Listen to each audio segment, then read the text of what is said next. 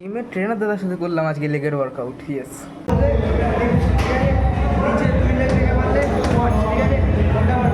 Leg মারতে।